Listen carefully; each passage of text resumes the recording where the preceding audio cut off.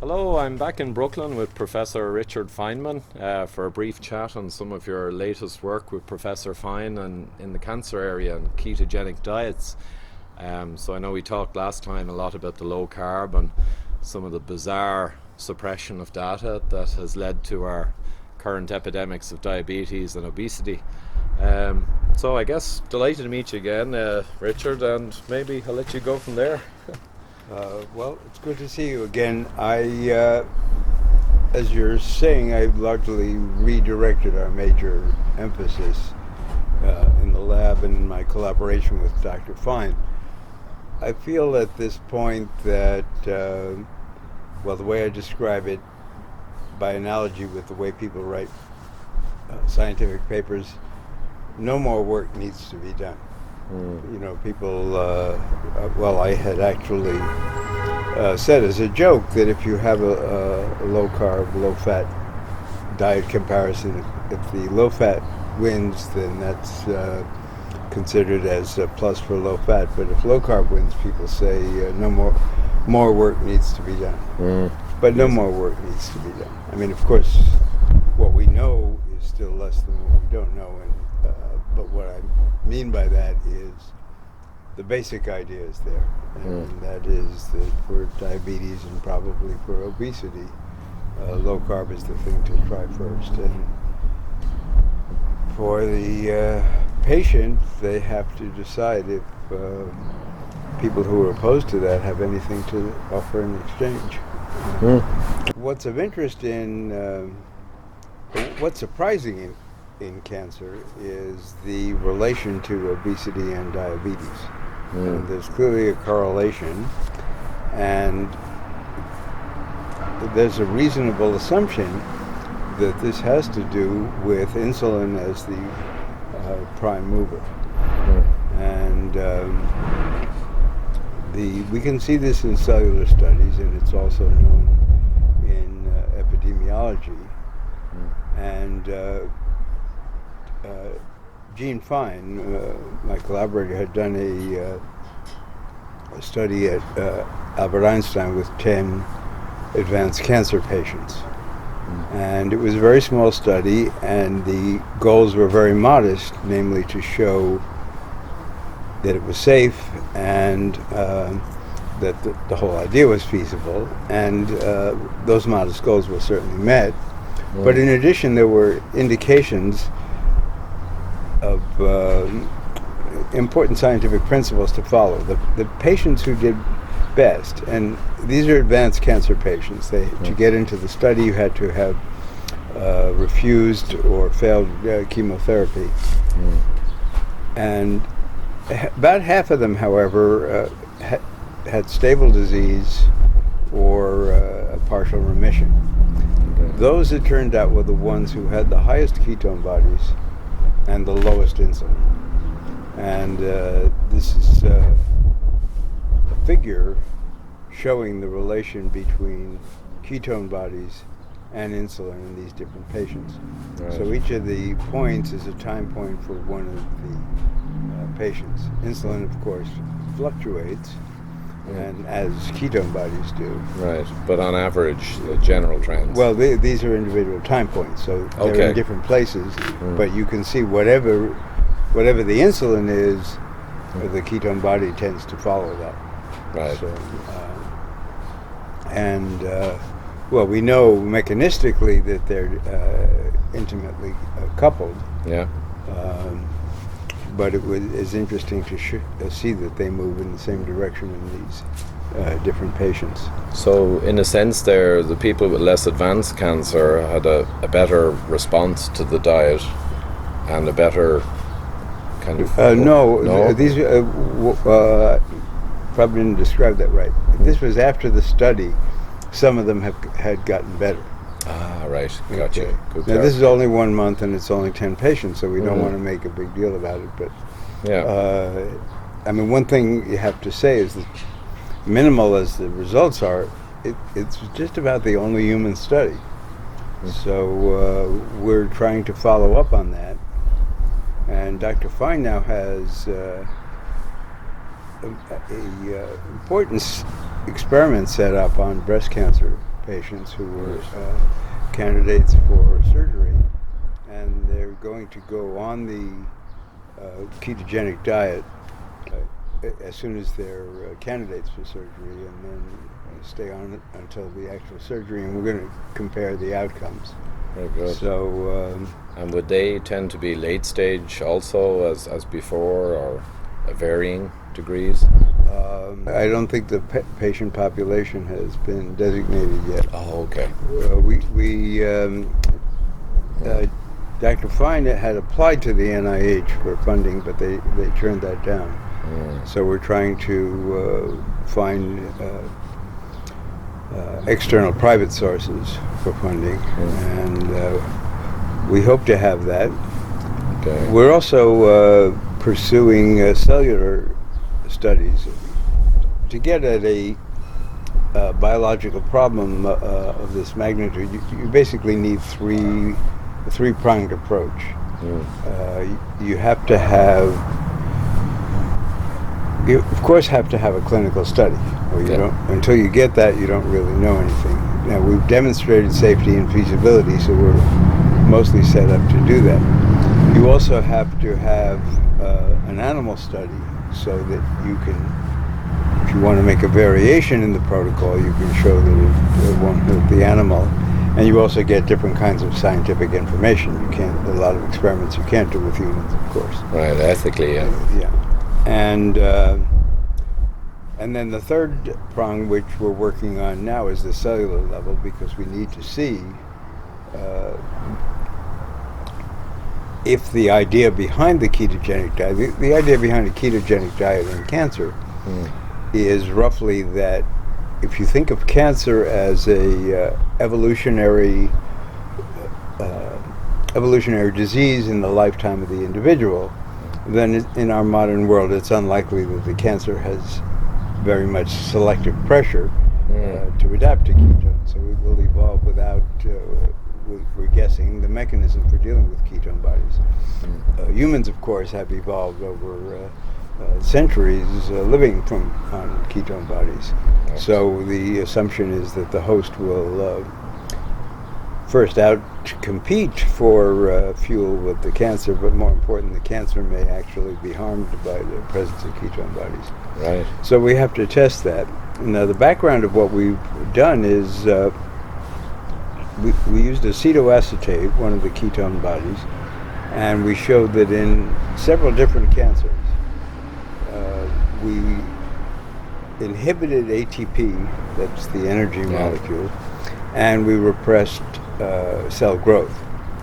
The controls on this experiment were a cell line from normal human fibroblasts, and the acetoacetate did not have any effect there. As expected, pretty much, yeah. Well, as hoped. As hoped, indeed.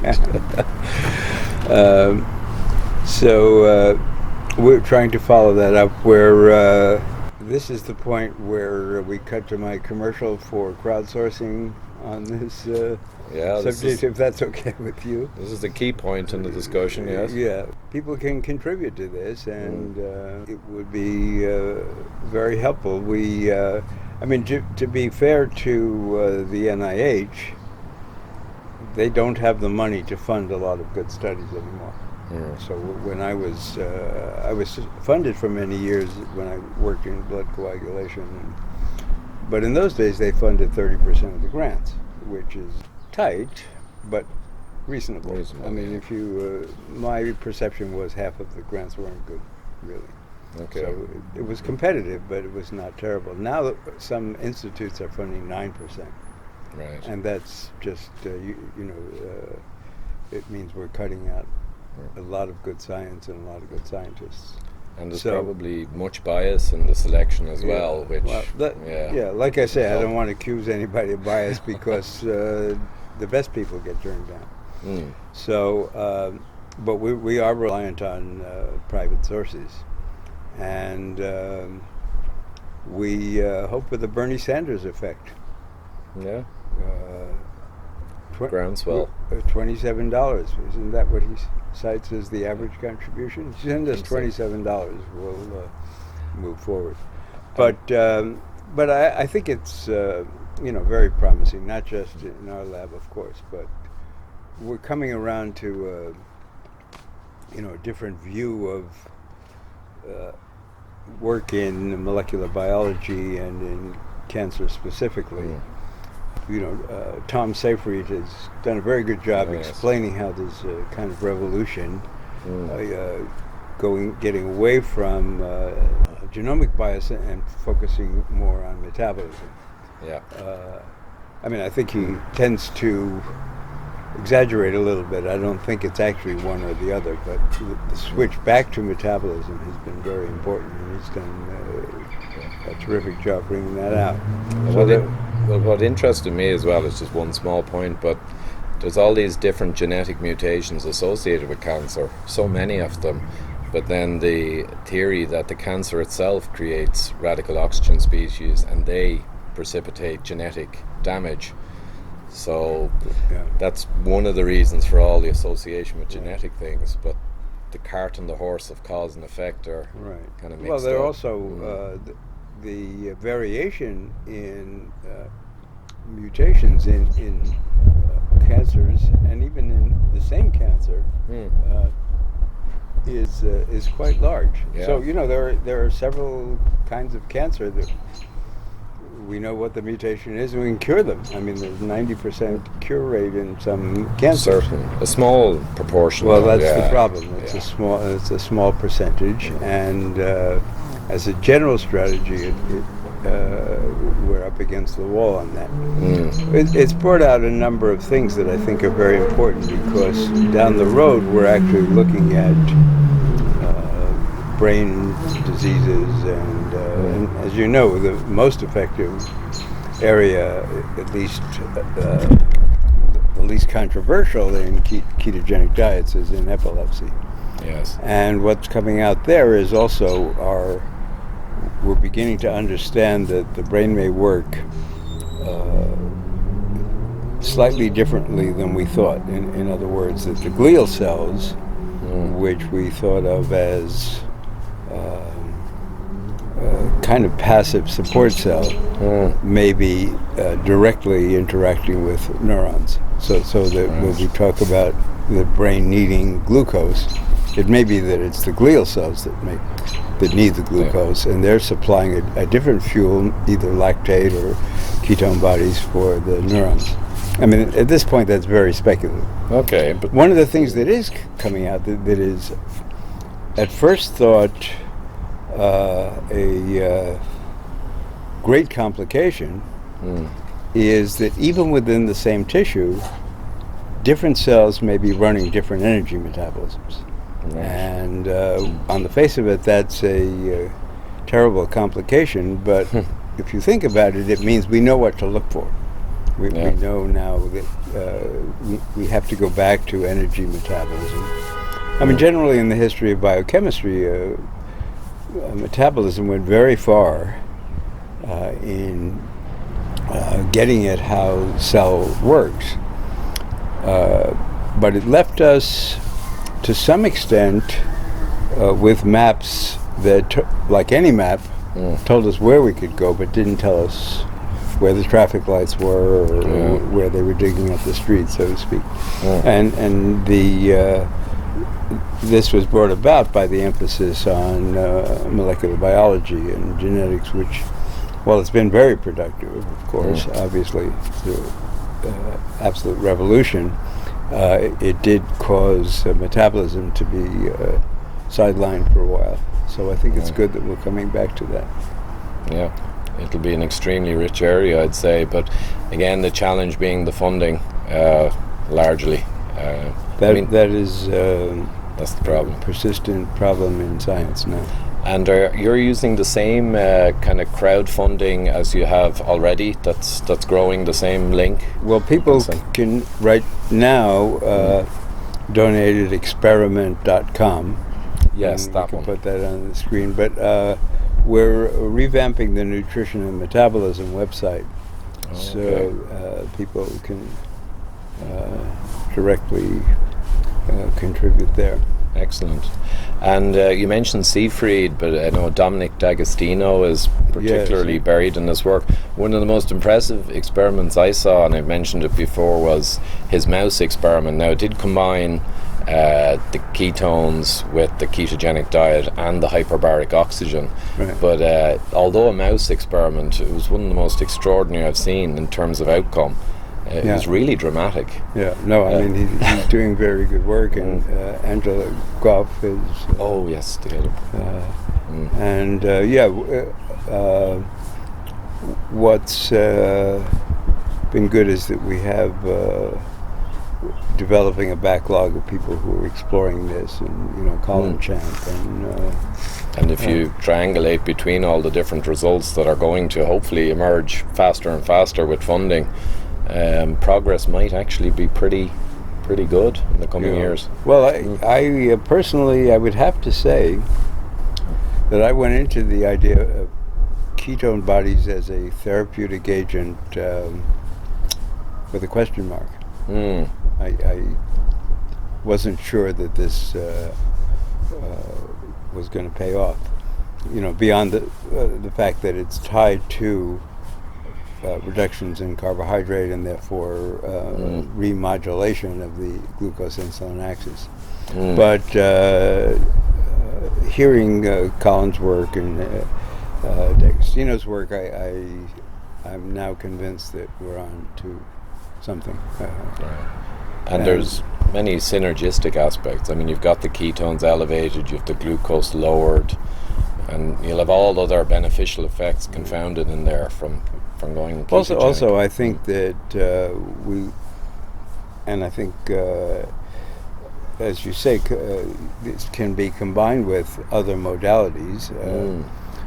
We're now trying to get drug companies to fund some of these studies because they have a number of drugs that will target cancers but are too toxic or have side effects. And it may be that combining it with a ketogenic diet, you may be able to lower the dose sufficiently that there's a synergy in the two modalities and less side effects. Yeah, that would be very promising and would leave a cut for the guys who are benefiting most from cancer currently. Yeah, well, I'm not one of the people who thinks our problem is the drug companies. I usually feel that they are good at finding a way to make a profit no matter what happens. So it's business. Yeah, I think progress in this field depends on us. It depends on the academics and the medical people facing facts. Yeah, and well, getting that fundamental understanding that, to be quite honest, over the last few decades, a lot of this could have been gotten, but like you say, the metabolic side has been neglected. So yeah, but it's mostly that academic medicine has accepted very poor methods, very poor standards, and that's still a problem. I don't know how we can turn it back, without fighting it out. Yeah, you spoke of this last night at dinner, and that's maybe one worth dwelling on for a moment. The standards really of academic. Yeah, well, I think I mentioned giving a talk at a journalism school, and I was listing some of the things that were wrong with the medical literature, and I said you can't report percent changes because, well,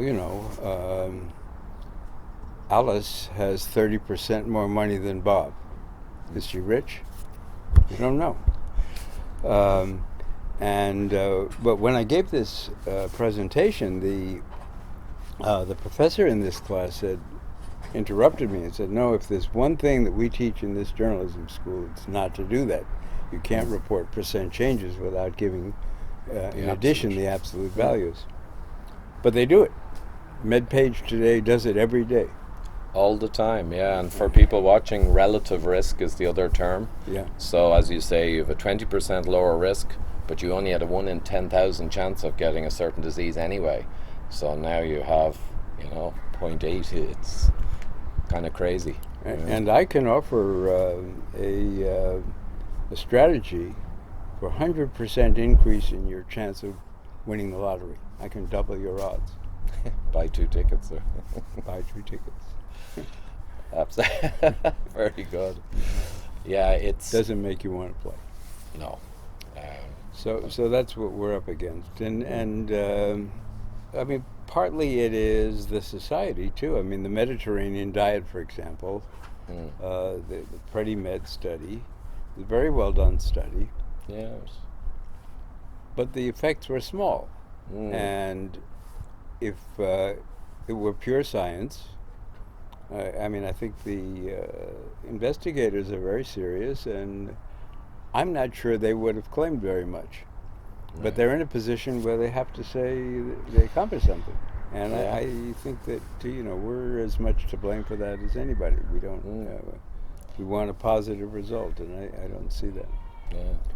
I mean, of course, medicine is very complicated because in chemistry, if you get a negative result, you go on to the next experiment. Oh, yeah. It's just dead. But in a population study, you need to exclude the fact that the intervention was any good. I mean, in chemistry, the way you get people to not reproduce a negative experiment is you do a positive experiment, and it makes the negative one less likely, so that nobody bothers with it. Yeah. But in clinical studies, you have to exclude what you did, and nobody likes to say it didn't work. No. But it's, we have to take a scientific attitude. And, I heard a discussion on the look-ahead trial, and a very well done trial. The person giving the seminar said, how many people have heard of it? This was at a conference, and many people had. And he said, how many people thought it was a failure? And same number of people. And he went on to explain, because it didn't show any effect of low-fat diet on heart disease and all-cause mortality. Yeah, it was a shock for them, I think. Yeah. Even though there are aware precedents. Yes. But still. Well, he described how it was good for blood pressure or whatever. But the point is, he was wrong. It was not a failure. It was a success. If you if you describe the look ahead or all these trials as answering the question, do low-fat diets prevent heart disease? We got an answer. The answer is no, or at least the answer is you can't consider it from the data. But they weren't asking that question. They were asking the question, can I prove my theory? Yes. And in that sense, it was a failure. But that's not the right question. And it's the same in engineering. I mean, experiments are done to answer questions. And there generally isn't bias. If you have a good hypothesis, you do the experiment, and it comes up null, you've advanced hugely, because there could have been like a large amount of work could have gone down that, and you've got engineers who have pet theories around it. You've killed them, and now you've redirected the whole team towards the correct answer. But like you say, in medicine, well, in science in general, a negative result, something that excludes a theory, powerful, is much stronger than consistency. Crazy stuff, but depends where the money's pushing, or the prestige or professional pride, and all of these forces that drive humans. Very good. So your work then, you're currently doing cellular level work, and I know you've been getting that funded. So the real next one is the 65 people, the breast cancer, which is well, we're funding the cellular work by the seat of our pants, so we definitely need help. And then we, as you say, we want to move forward on the breast cancer study. And that's a particularly emotive one as well. I know it's as a percentage of cancers, it's a really big Pareto item. Okay. And we have to see how things come out. We're one of the things about Gene's theory on ketone bodies is that it is a extension of the Varberg effect. The idea that cancer cells, even when there's oxygen, will run what they call glycolytic metabolism, that is, without using the oxygen. And it's not true, as Varberg thought, that all cancers are like that. But it may be, in fact, that so many are that it may be one of the real focal points in dealing with cancer. So we have the temptation to look at all the cancers. Yes. So these cell studies, we looked at 7 different cancer lines. Yeah. And Gene's patient study, we had patients with breast and ovary and different cancers. But it may be that it'll be more useful to focus on one and see if we can nail one of them and then work back. So we have to see how it goes. It's discovery-based kind of investigation, if we get too much variation in all of them, we'll try to. We'll have to see. If we get variation, we may want to pursue that and say why. But alternatively, we may want to go after one cancer, and breast is a likely target. Likely candidate, yeah. And if you just drew your mind back now, if 30 or 40 years ago, most of the money and effort went into metabolic pathways and what we're discussing now, how different do you think the landscape would be? Well, I don't know. I mean, remember, molecular biology has been very productive. I mean, there's no question of that. What would have been good 30 or 40 years ago was investing more money in it and parallel, perhaps. Holding up higher standards, and the money that was the waste of money from 30 years is trying to prove the unprovable, putting all this money into the diet heart hypothesis, even in the face of failure. It's and I don't know how we can stop it. I mean, America is not good by analogy with digging up Stalin's tomb. We don't like to blame people, but we really have to go forward in a different direction. Yeah, it is tragic, the amount of money put into the diet heart and cholesterol. I know a friend of mine, Dr. Ted Naiman, he at this stage said the whole cholesterol hypothesis and everything is essentially a farce. There was a point at where it was becoming more and more clear to be bad science, but we've probably passed that point now. There's still papers coming out, running around after that. I mean, looking on the good side of it, it has led to our understanding of lipid metabolism in a much deeper way. But none of that has actually given us help for heart disease. Yeah. I mean, I would say at this point, what we know is that in cardiovascular disease, there's just about nothing we can say about diet that's convincing. That's conclusive, absolutely. Yeah. Even though many of us would feel there could be things one could say, but in terms of the orthodox view, it's all over the place. Yeah, well, also, if you look at the surrogate markers, low-carb diets look much better than low-fat diets. But we don't know what those surrogate markers mean, if anything. So at this point, I think we just have to reserve judgment. Yeah. I mean, my argument on low-carb diets is simply that in cardiovascular disease, the alternatives, like low-fat and Mediterranean, either fail completely or give you very minimal results. So we don't have a long-term outcome on low-carb diets. If you look at surrogate markers, the low-carb diets do at least as well. At least, for sure.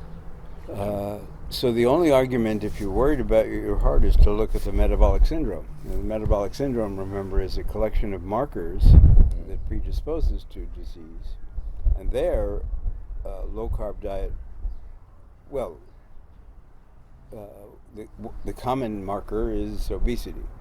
Low-carb diets are probably better than anything, but certainly there are lots of ways of losing weight.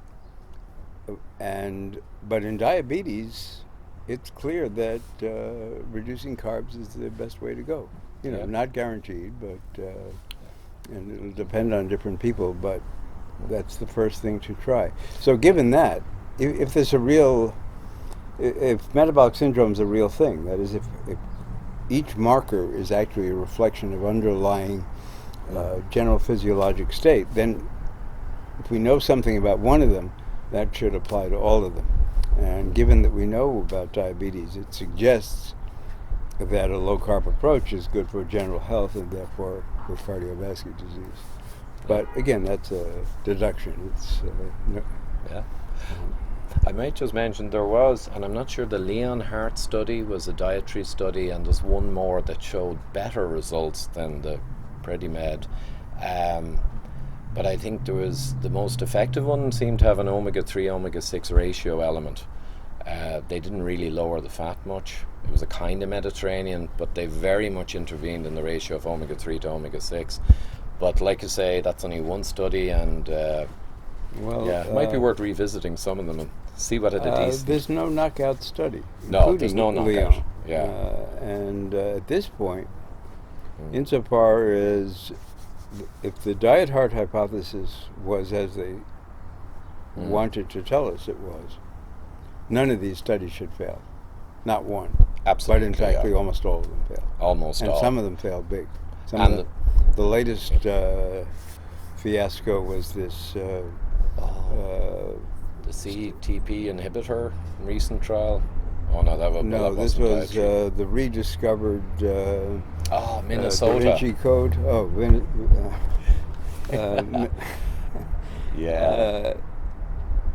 It actually was a remake of Framingham, because Framingham wasn't published until many years after the data was collected. Gave the wrong answer. So, just for people watching, Minnesota was actually Ansel Keys had his hand in that, and they had inmates of, people in hospitals, perhaps mental hospitals, and it was reasonably well executed. And they did the whole low-fat thing and low cholesterol, and they got zip. Unsurprisingly, it agrees with all the other ones. Largely. Well, it was worse than zip because the actual saturated fat did significantly better. Well, actually, yes, you're right. Sorry, it went the wrong way completely. And it backfired, if you will. And in the press coverage, all the experts are out there explaining it away. Yeah, which is kind of embarrassing. And Sidney Hart trial was buried and exhumed in 2013, the British Medical Journal. Same story.